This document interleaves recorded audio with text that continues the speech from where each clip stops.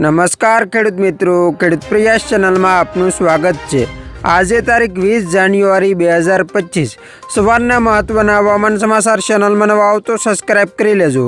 સતત 3 દિવસ ઠંડા પવનોને કારણે કાતિલ ઠંડીનો અનુભવ થઈ રહ્યો છે। જો કે ગુજરાતમાં હવે પવનની દિશા બદલાઈ ગઈ છે, જેના કારણે હવે તાપમાન ઓછું જઈ રહ્યું છે। લોકોને ઠંડીમાંથી આંશિક રાહત મળી છે, ત્યારે હવે જાન્યુઆરીના બાકીના દિવસોમાં ગુજરાતનું હવામાન કેવું રહેશે તે અંગે હવામાન વિભાગ અને હવામાન નિષ્ણાત અંબાલાલ પટેલે આગાહી કરી છે।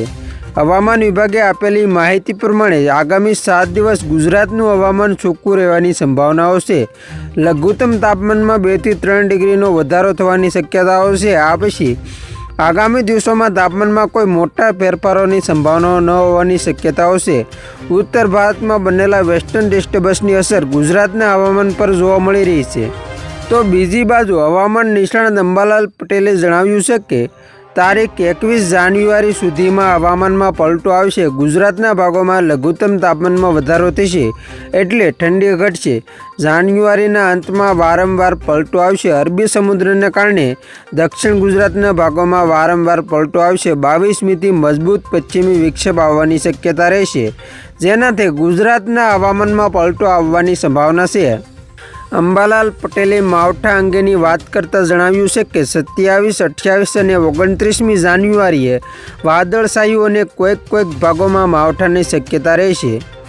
તારીખ 20, 21 અને 22માં તો ડાંગમાં મોટો પલટો આવવાની શક્યતા છે। અંબાલાલ પટેલે વધુમાં એમ પણ જણાવ્યું છે કે અરબી સમુદ્ર અને બંગાળની ખાડીના ભેજને કારણે ગુજરાતમાં 21થી 30મી જાન્યુઆરી સુધીમાં હવામાનમાં પલટો આવશે અને ફરીથી માવઠું થવાની શક્યતા રહેશે।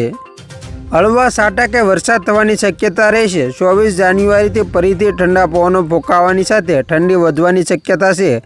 આ સાથે તેમણે જણાવ્યું કે પોષ માસમાં હિમ પડે તો આવતું વર્ષ સારું રહે। જાન્યુઆરીના અંત અને ફેબ્રુઆરીની શરૂઆતમાં હાડ થીજવતી ઠંડી પડશે। તો ખેડૂત મિત્રો, આ હતા સવારના મહત્વના હવામાન સમાચાર। ફરી વખત મળશું નવી અપડેટ સાથે।